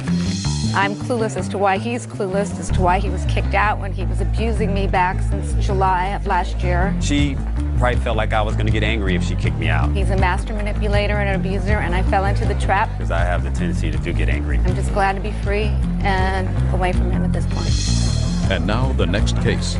All parties in the matter of Romine versus Gauthier. Step forward, please. Child care provider Karen Romine is suing her former friend, realtor Dolores Gauthier, for the cost of her dentures. Karen says, while pet sitting for Dolores, her dog ate them. Miss Romaine, you were house sitting for the defendant and pet sitting, is that right? Yes, I was. Had you done that before? No. Were you doing it as a neighbor, as a friend, or were you being paid? As a friend. I think she was trying to get me out of the house where my daughter and I were sharing a house, and I had 4 grandkids then. Kind of for sanity ways. And what? For my own mental. For your sanity. So she was a friend of yours, and she said, you can come and stay in my house, take care of my dog, take care of my house while I'm on vacation, give you a little bit of a break. Is that right? Yes. And your complaint is that while you were there babysitting for the house and the dog ate your dentures. Yes. Right? Shh. And these dentures you had placed up on counter. Yes. Dog jumped up and chewed them. Right? Yes, Your Honor. Miss Romaine, whose fault is that? I guess it could be mine. I thought the counter was high enough where the dog couldn't reach him. When you say, I guess it could be mine, she was on vacation, right? Yes. So it couldn't be hers. You can't sue the dog. So what are we doing here? Well, I thought it would be her responsibility since I was watching the dog. Yeah, and No, you're supposed to take responsibility for your own actions. Miss Romaine, You answered right the first time, which is what surprised me about your lawsuit to begin with. She's on vacation. You agree to watch the dog. You're watching the dog, and you were supposed to watch and take care of your own property. The fact that you miscalculated and let the dog get a hold of your property and destroyed it doesn't make her responsible. Makes you responsible. So you got to take care of your own business, right? You're right. Perfect. Good. Then we don't have to bother each other any further. Thank you very much. Goodbye. Parties are excused. You may step out. It went well? It was quick. I came home from vacation and she showed me a baggie with her teeth in them. Your dog ate my teeth. Well, I felt bad, but I felt she was negligent. We're still friends. And now the next case. All parties in the matter of Montgomery versus McCarthy, step forward, please. 25-year-old student Brandy Montgomery is suing small business owner Caitlin McCarthy for having her falsely arrested. Caitlin says Brandy charged at her swinging a keychain. Well, quite frankly, I read both your complaint and answer in this case, and I really am quite confused. The best I can come up with is that, Miss Montgomery, it is your claim that the defendant filed a false police report and had you arrested for assault. Yes. Those charges were ultimately dismissed. You say they were false to begin with. Ms. McCarthy says that you did, in fact, hit her with a set of keys. Is that Yes. right? Mm-hmm. How do you know each other? I couldn't even figure that out from the papers. Ma'am, her friend was my roommate, and that's how we met. Now, you say it was a friend of your roommate. Who's your roommate? Our roommate was Dakota. Her name was Dakota. She lived with you and your husband? Yes, ma'am. Until when? That day she was moving out was that day. The reason she was moving out is because we were not getting along. So she had decided to move out, and we were moving out a couple days after that. Go ahead. I had met her once when I first moved in with Dakota, which was the roommate, and then again on the day of the incident. All right, well, I'd like you to tell me your version of what happened on the day of the incident, which was when? It was on July 28th. I have a police report right here. Would you like? I'd like to see it. Come on, start talking. Sorry. My husband and I got home from picking him up from work. We go downstairs to where we live, which is like a 2-story condo type place. We go downstairs. I decide to go to the store, so I go back up. So I go upstairs. I saw the defendant in the driveway. I walk past her. I do not say any words to her. I get in my car. I drive away. I go to the store. I come back from the store, and there's sheriffs. There's about 4 sheriff cars in the driveway. I park my car, walk towards my driveway. I get arrested. And that's all you know? That's all I know. Real cases, real people. Judge Judy. 25-year-old student Brandy Montgomery is suing small business owner Caitlin McCarthy for having her falsely arrested. Caitlin says Brandy charged at her swinging a keychain. All right, Miss McCarthy, now I'll hear you.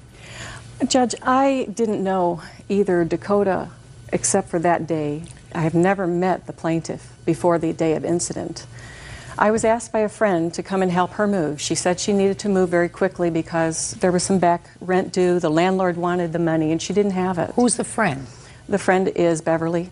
She lives in Nevada, but she had introduced us. Beverly, but nobody connected with the plaintiff. No, I don't know any of these people. Beverly is somebody that is not involved in this case other than the fact that Beverly asked you to go and move Dakota. Correct. That's correct. So you were actually in the plaintiff's apartment, yes, ma'am, helping Dakota move. Yes. Oh, well, now I understand. Yes. Go ahead. We had moved for a couple of hours, been packing boxes. In fact, the plaintiff did come with her husband back to the house while we were moving. So I'm helping her move, and I was in the kitchen, I was packing things, kitchen items, and Brandy walked in with her husband. They were very agitated, started to go through boxes, opening them to see what was in them. I thought, well, she might be afraid that something was being taken, right? Right. She came over to me where I was packing, and she bumped into me, knocked me into the box that I was packing. She was very aggressive, and she opened up the box, started to dig through. Did you say anything to her? Did she say anything to you? Not a thing. She didn't even say, I'm Brandy. She didn't say anything. She just did this act. I saw the agitation. I was in damage control. I thought, I don't know what's going on with these two, but I'm just going to let her look. I did. She went out, went away. A few minutes later, I went out to the garage. I went to get another box. Upon returning... And you were doing this as a favor to Beverly? Yes. Why? Yes. Well, she's a very good friend of mine, and I just... And how did she know Dakota? I have no idea how they met, but I had something to do with their work. And she didn't have anybody there. That was the thing. She had no family, no friends. She hadn't been there very long. And so Beverly said, this girl needs help. She needs to move out today because she had surrendered the property to the landlords for non-payment. So I went over to help. She had hired some other help as well. So we were all moving, and this incident took place. I went out to the garage. I came back from the garage with a box in my hand, and Brandy stood in front of me, blocking my path to the kitchen. I didn't know what her reason to confront me was, since I didn't know her or what was going on. Did you say anything to her? I didn't say anything to her first. She said something to me. What did she say? Well, she was swinging her keys, and she had a hand on her hip and was very agitated with me, and I didn't know why. And she said, I'm not moving, and there's not a thing you can do about it. I don't know why that would matter to me, whether she moved or didn't. I was there to help Dakota get out, and I didn't know what all these incidences were between them. I said to her, well, whatever, but you need to let me pass so we can move. I went ahead and started to move in. She was swinging her keys. She advanced on me, and the key came right to my face as she was swinging it. All I did was pull my face back, and it just grazed my chin. I decided that was pretty aggressive for me. I didn't know whether, it was going to escalate. Aggressive? So I went and I called the police on my cell phone. Okay, back to you. These are the keys, ma'am.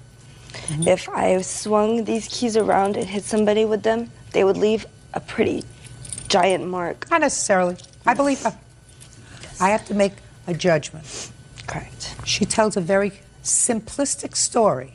Can you think of a reason, Miss Montgomery, that Miss McCarthy, you didn't know her, according to both of you?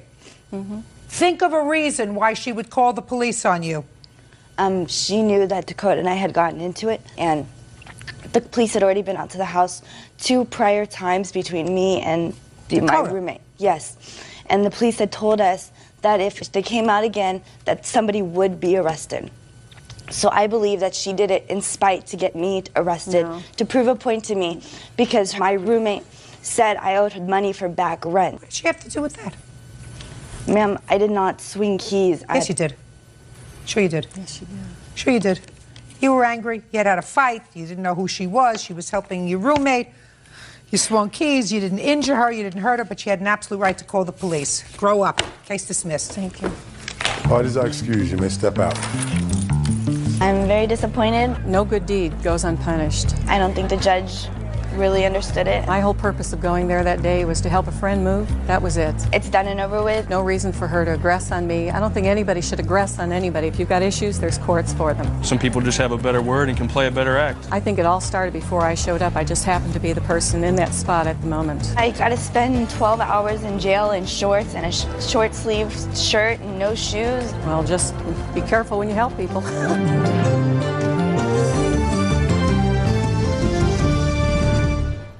Unpaid utility bills. Order.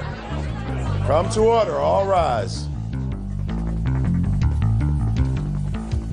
Now, this is case number 553 on the calendar in the matter of Bennett versus Robinson. You're welcome, Judge. Parties have been sworn in. You may be seated. Ma'am, have a seat, please. Mrs. Bennett, the defendant is your son, yes, ma'am, who you claim owes you for some utility bills that were incurred when you lived in a house together with your son, his wife, and their children. And then in a duplex house, you lived in one floor and they lived in another, and the utilities in both places were in your name. Yes. And you claimed that there was an agreement that he'd pay those bills. In his apartment only. Okay. Well, first tell me about the house that you shared together. When did you move into that house? July of 2001. Why did you move in together? Well, Bob was having financial problems, and he needed Karen. Don't answer. I'm going to get to you. Promise you. He was having the financial problems? Yes. Go ahead. And he needed Karen to go to work, but he also needed someone to watch the kids. So me moving in, helping with the rent and utilities, and watching the children would help them. What's your first name? Robert. Robert. Don't speak until it's your turn. Do you understand? Yes, ma'am. So that's why you moved in? Right. Were they already living in this house? No, we got it together. They had moved out of their apartment in with me. I had a 2-bedroom house. Of course, it was just too small for all of us. Okay. Listen to me carefully, sir. I'm going to ask you a question. So far, is it correct that you and your wife and your children, at some point prior to July of 2001, moved in, even for a short time, with your mother in her house that had 2 bedrooms? Yeah, but the arrangement was we were going to look for... Just add... Yes. Requires a simple yes or a no. Yes. And how long did you live with your mother in her house? For like a month, just until we found a large place. That's Good. it. And then... That was the arrangement. Does your wife listen to you? Do you make the rules in your house? Yes. Not here. Not here. Okay, so then you moved into a house together, and what was the financial arrangement? I had the upstairs bedroom. I would give him $400 a month for rent, utilities, plus I would chip in anywhere from $100 to $150 for food every month. And what was the entire rent on the house? $1,200, I think it was. Okay, and how long did you live there? 1 year. Okay. Robert, listen Yes. to me carefully. Did you live in this house for approximately 1 year, from August of 2001 until August of 2002? Yes. Why were the utilities put in your name? Because Bob owed back bills and couldn't have them on in his name. And what was the arrangement with regard to the utility bills? That he would pay him, you know, I'd give him $400 a month toward rent and utilities. And he would pay the bills? Right. Okay. How much was left owing on those bills when you and your son and his family moved out of that house? On the electric, the transfer amount was $684.04. And it was $315.05 on the gas. So those amounts were transferred to the new account that was opened in the duplex. Yes. For some strange reason, you continue to have the accounts in your name. Yes. For both apartments? Yes. And what amounts were built up on his apartment only while you were there? Well, I got a final bill for him in the gas for $1,290.98, and the electric $884.18, and the cable $836.64. And those are just his bills, not yours? No. Okay. Good. Now it's your turn. Okay. When we moved into the house originally, now she may have given me $400 a month or around $400 a month, but during the month, she'd be like, Bobby got $20, I want to go to bingo. You know, can you buy me cigarettes, buy me some more pop, buy me this, buy me that, keep a gas in my car. So by the end of the month, I mean, it's like I got nothing from her. So let me understand this. In the first house that you lived together, Yeah. your arrangement with your mother is, as she indicated, she would give you... She may let you cut her off. I don't. The arrangement was as indicated, which was your mother gave you $400, and the first part of your defense is that during the course of the year, she would say to you, Bobby, you got $20 for gas, I need cigarettes, can you buy them for me? So it's your position that she ate into that $400 a month. So that's the first part of it. Okay? Now I'm ready to hear the rest. Well, anyway, everything got tense in the house. Living together doesn't work. You know, I'm the man of my house, and then, you know, I don't need a mommy in the house, you know. So anyway, we found a place that we could rent both the upper and lower apartments, so we rented them. She transferred the balances from that house to my bills in the lower apartment. Okay. And you thought that was wrong?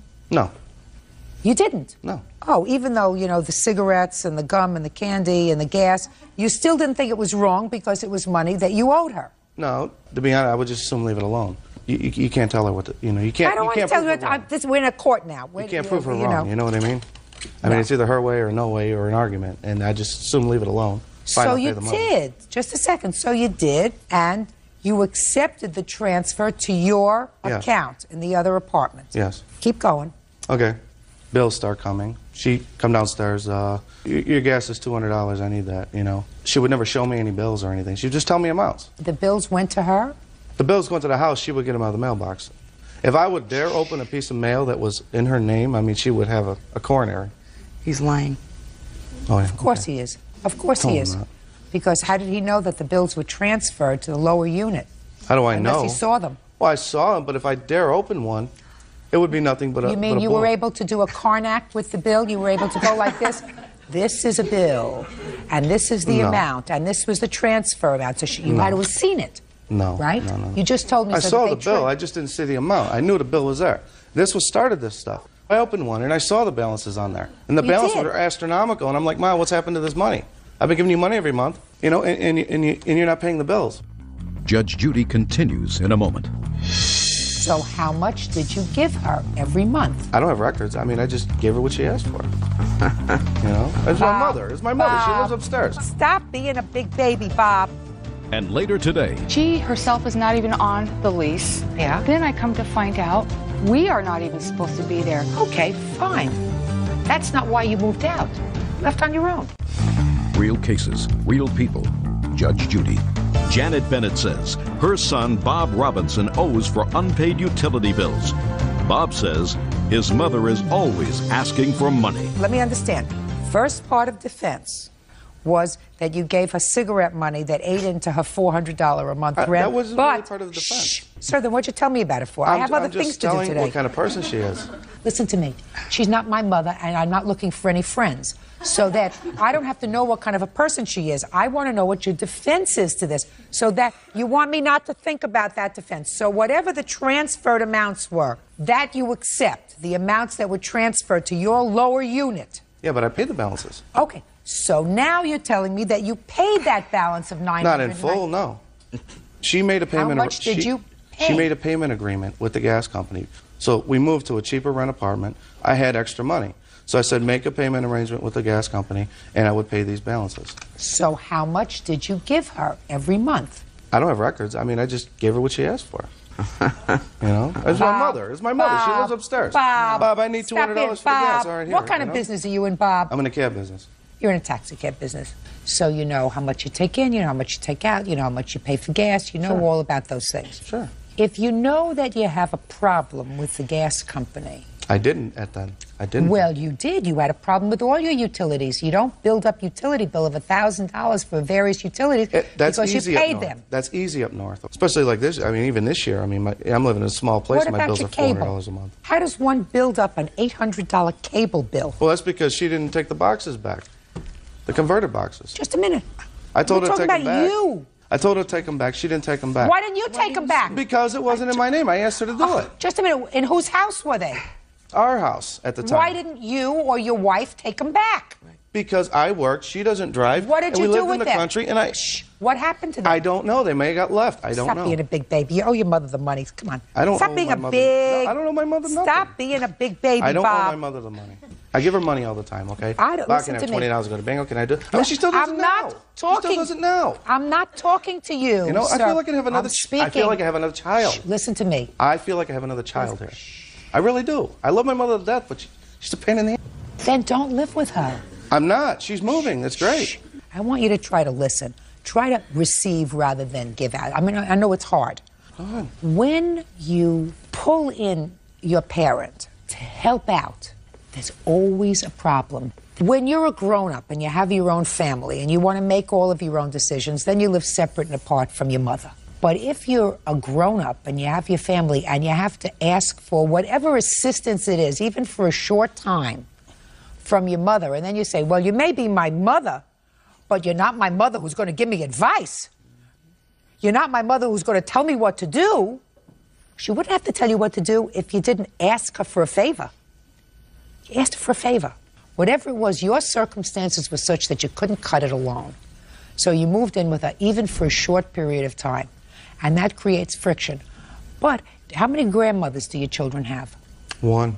You are being so totally unfair to her and your children. Why is that? Because children are entitled to have the widest possible community of love and affection that they can. And if, because of this argument that you're having with your mom, your children are affected by it, that's a terrible thing to do to your kids. Now, if you think, Bob, that I believe that it's the right thing for a mother to sue her child, I don't. No. I think that, Mrs. Bennett, that it's a dumb thing to do, because I think that what you have to do is you have to take a hard swallow and say, I'm not going to put myself in that situation again because I can't afford it, but I'm not going to sue my son because I just refuse to do that. So I think that that's a mistake. I believe you that he owes you the money for the utility bills, I think that he probably hit some hard times, and he's got kids, and he's got his own expenses, and he has gas, and he has food, and he probably has insurance, and he has medical bills, and he has all kinds of other stuff, so that you were covering this, and it was on the back burner. And I believe that everything else that he's telling me are excuses, but I think it's a mistake to sue your child. That being said, I think that if you use as retaliation that you're going to cut her off from her grandchildren, that's a mistake, because it's a mistake for your children. I just think, I mean, she has the audacity to try and sue me for money that was paid to her. I don't believe it was paid to her, Bob. It was. I don't believe it was paid to her out of gas money and cigarette money. That being said, listen to me. That being said, you asked for her help. Because she has copies of bills that she didn't pay? Receive. I just said to you, it's a mistake to embroil your children in adult problems. In any event, judgment for the plaintiff in the amount of $3,000. That's all. Parties are excused. You may step out. I'm not proud of what I had to do, but I had to do it. Well, you've been conned by the biggest con artist I know. I love my son. I love my grandkids, and he won't let me see them. What's she going to sue me for next, you know? He blows up and says, I'm a man, you know, I don't need a mommy. I mean, I don't care now. She's moving. Goodbye. And now the next case.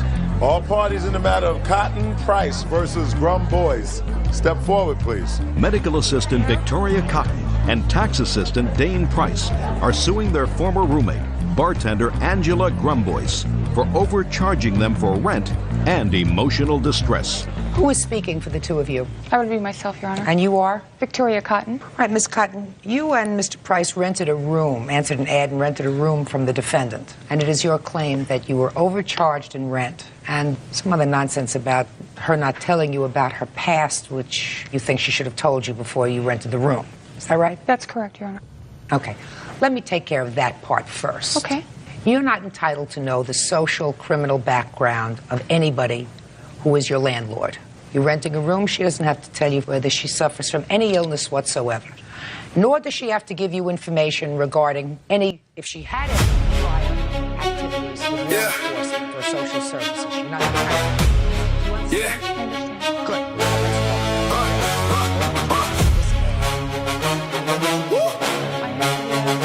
No days off.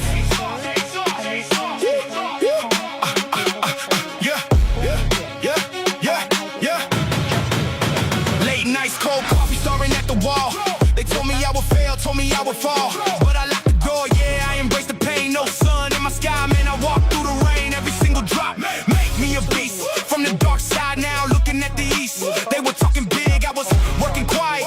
Now my success is making all the riot. No days off, man, I sweat for the crown. Built it from the mud, never going down. Blood in my tears, power in my veins. Broke all the rules, broke all the chains. Yeah, you see the shine, but you every single doubt way back behind. They sleep while I work, they talk while I run. I don't stop grinding till the whole job is done. No handouts, giving no favors I take. Every single path, yeah, I had to make. Look at my hands, yeah, they show the scars. Started from the bottom, now aiming for the stars. It's a marathon, baby, not a quick race. Look at my drive, can't match my pace. No days off, man, I sweat for the crown. Built it from the mud, never going down. Blood in my tears, power in my veins. Broke all the rules, broke all the chains. Yeah, built from the mud. No days off, just pure grind. It's $1,200 a month. Well, with my $500, Mr. Price's $475, I calculated that she was paying $200 to $225.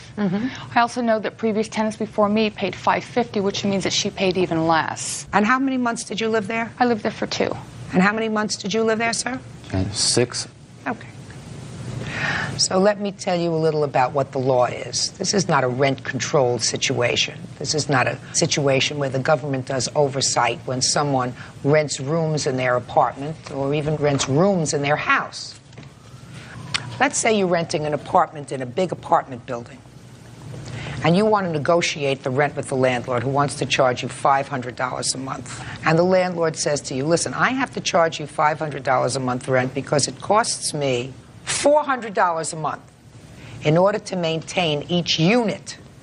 So in order for me to make any profit, I have to charge you $500. and you agreed to pay $500. Later, you find out that it only costs the landlord $300 a month to maintain each unit. You think that you can go back to the landlord and say, I want a reduction in my rent. That doesn't happen. It doesn't happen. If it's true that she said that to you, that you were going to be sharing the rent equally, that's what they call in the trade puffing.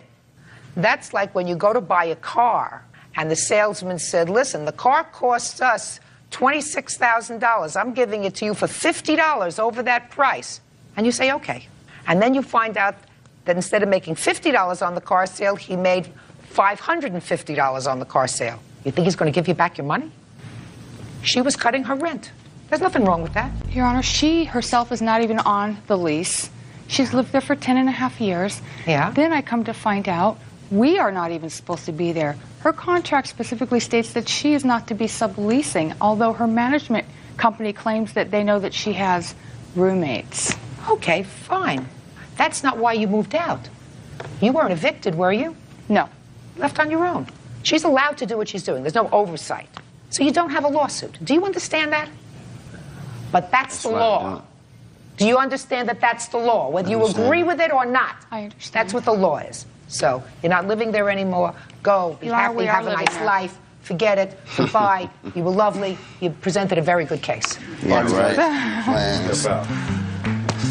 Victoria lied about that I agreed to split it 3 ways with her when she moved in. That was a flat-out lie. I have no comment. I thought that she should pay a little more than 1/3 because she has 2 children that have been living in my home as well as herself. Actually, I have no comment at this point. She didn't think that she should have to pay more than 1/3, and I said, whoa, wait a minute, and it was only $21.04 more. I'd like to reserve my right to have no comment at this time. Thank you. Business is business.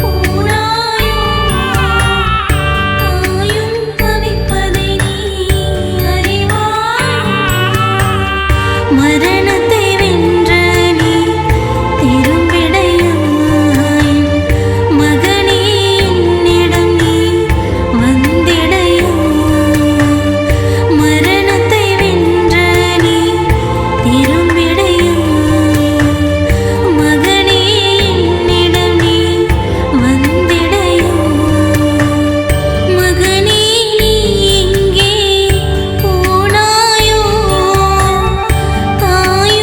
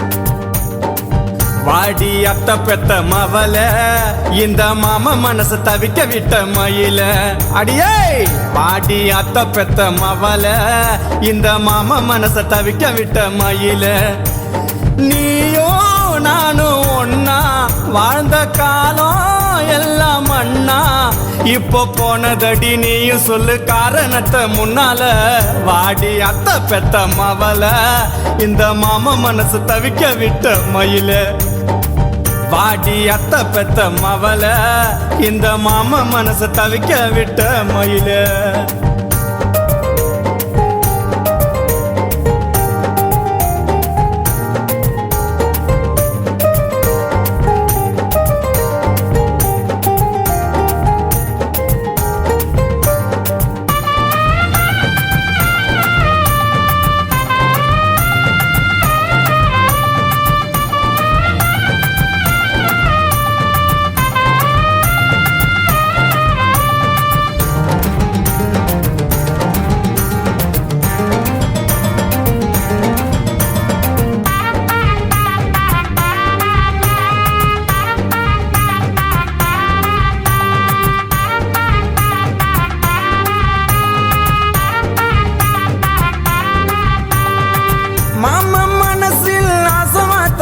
நீயும் பேசி போனதான் இப்ப மோசம் போனதான் மனசு நொந்தே நானும் தான் நீயா வந்து பேசி சிரிச்ச என் மனச கலைச்ச உன்னை ஏனாலும் நினைச்ச அடி நீயும் என்ன மறந்தது போயேனடி உன் மாமா மனசு தவிக்கிது போதானடி முழுசா எனக்குள் வந்த பின்னு என்ன நைசா கழட்டி விட்டதுன்னு காதல் பேர நீயும் சொல்லி என்ன கதற விட்டு போனதுன்னு அடியே பாடி அத்த பெத்த மவல இந்த மாம மனசு தவிக்க விட்ட மயில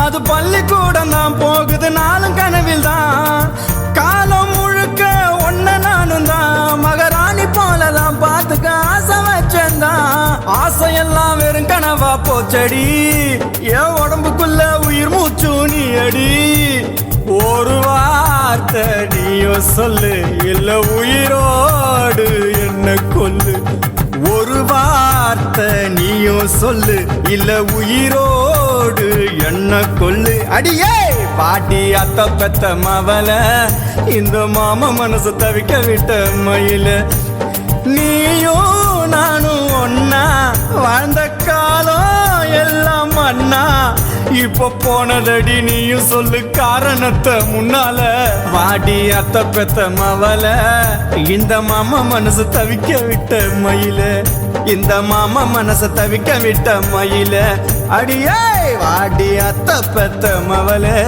இந்த மாமா மனசு தவிக்க விட்ட மயில